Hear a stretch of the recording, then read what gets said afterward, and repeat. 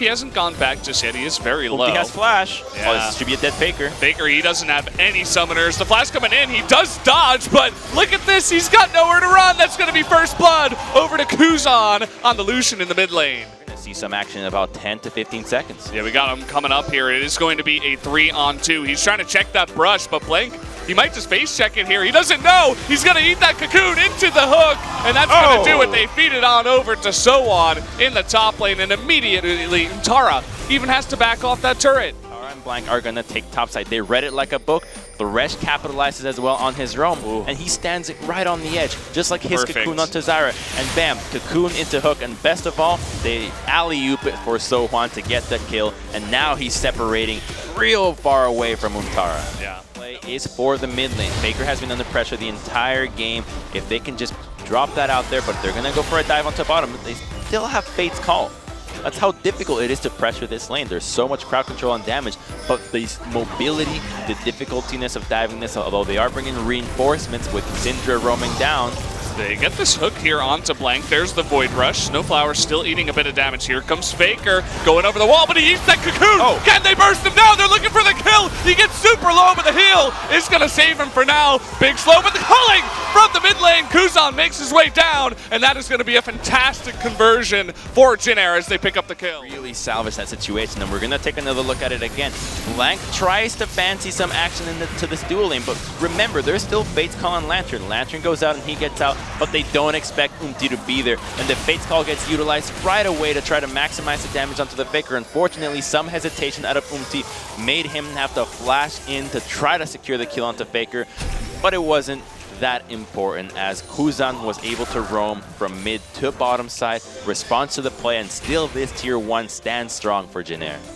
He does do that, although Sowon, he is going to be tracked down here. BLANC coming on in. Can they convert this for a kill? BLANC is not going to get that on Burrow. Forces the flash out here. Snowon going over the wall. The Void Rush does come through, and they do pick it up, but they do lose their mid tier 1. I feel like that was inevitable anyway. Oh, yeah.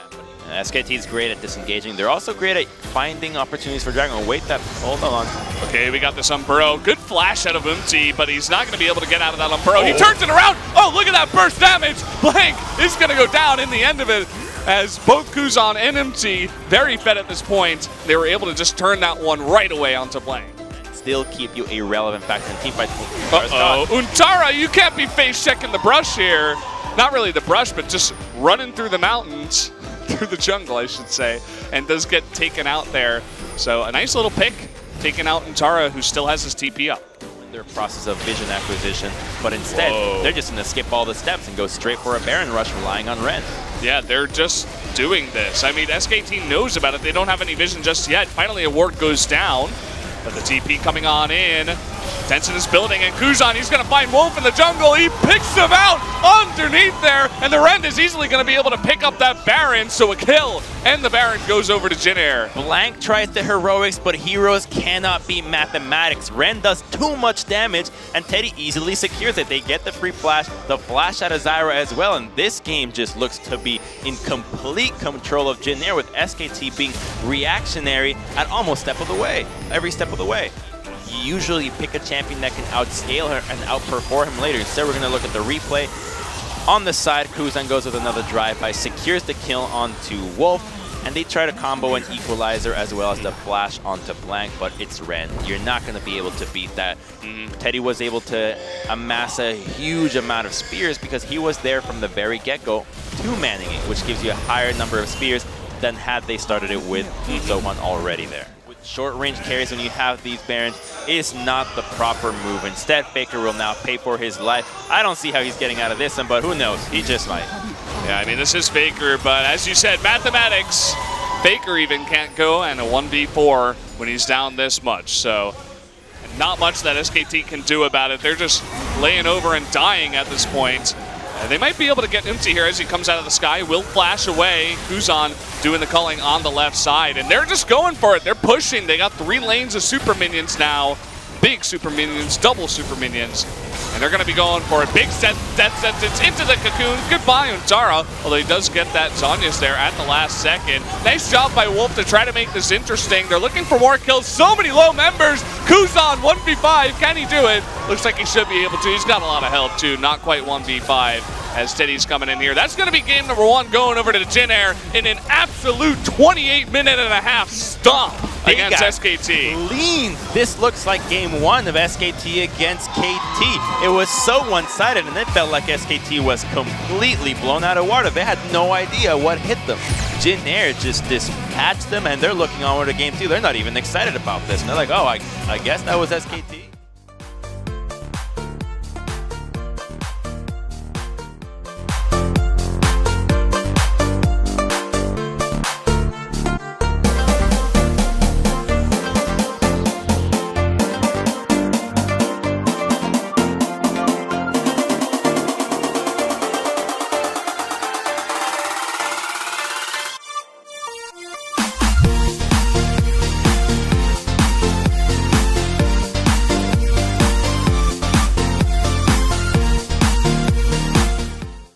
Snoop out this dive, but the ward doesn't see it. Not waiting just for the blast cone. Yeah, blasting clone.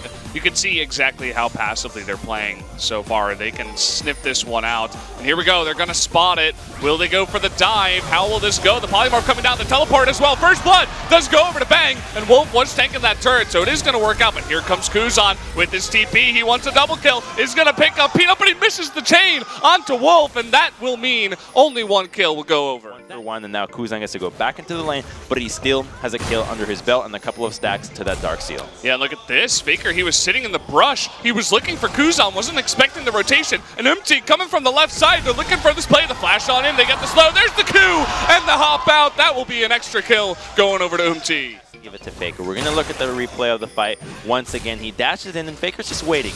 Wait for the chains, wait for the chain. He's still dancing around. He just doesn't want to get hit. You can look at what he's thinking when the chain's going to come out, but Kuzan waits right at the end for it. But Faker's still good enough to dodge, but unfortunately, he's just out of position. Jin Air capitalizes right away.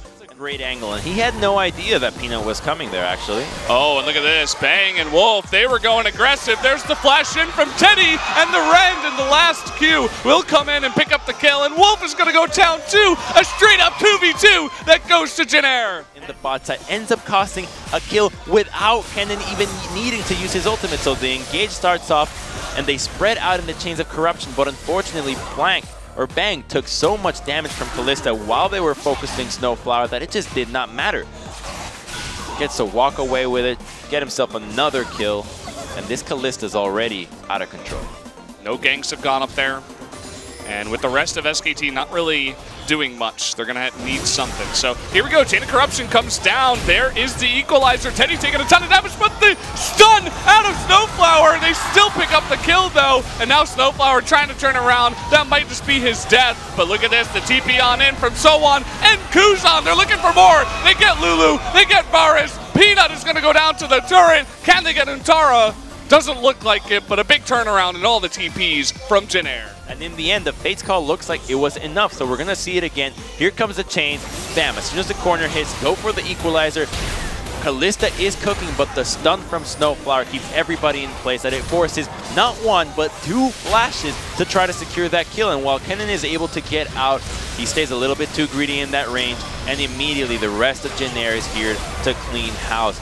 A bit of a greed from Kennen could have actually resulted in just a 3-4-1 on the side of Jin Air, and that would have been a huge turnaround for what was the only attempt that SKT could go for on a play on the map. Oh, look at this, coming in from behind the flash kick, and that should be his life, as he has absolutely no chance and does go down. The turnarounds here, though, Teddy and Snowflower getting aggressive when they saw Peanut earlier on. That's going to be a double kill in the top lane for SKT.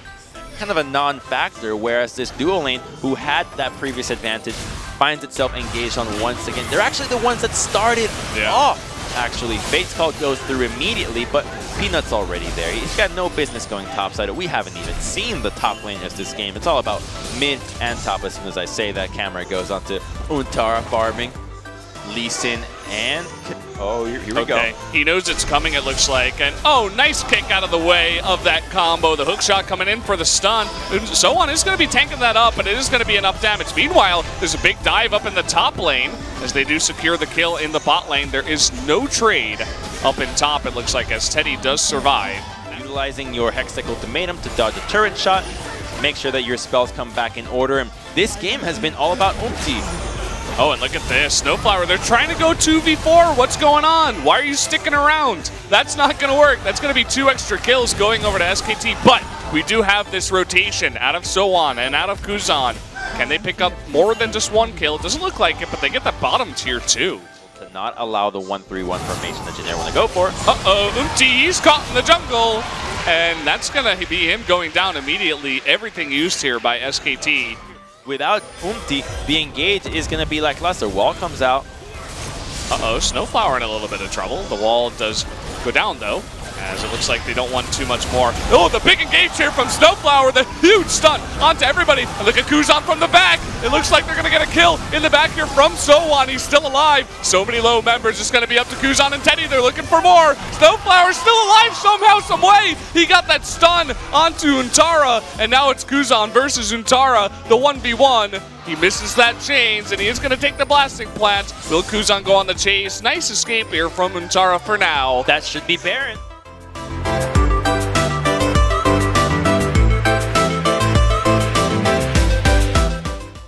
Ends up tanking so much of the tower, which undoes SKT, and we're going to look at the engage once again.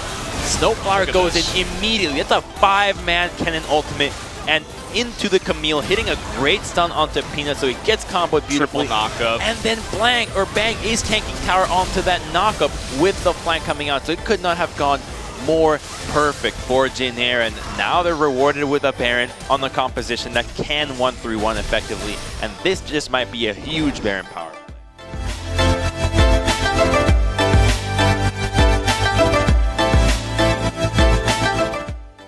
About tier 2 in the mid. Negate top side though. Yeah, someone is not looking good against that, especially with the equalizer, so he may go down here, and down he goes. So a nice conversion out of SKT, going for the 2v1, the help of Rumble.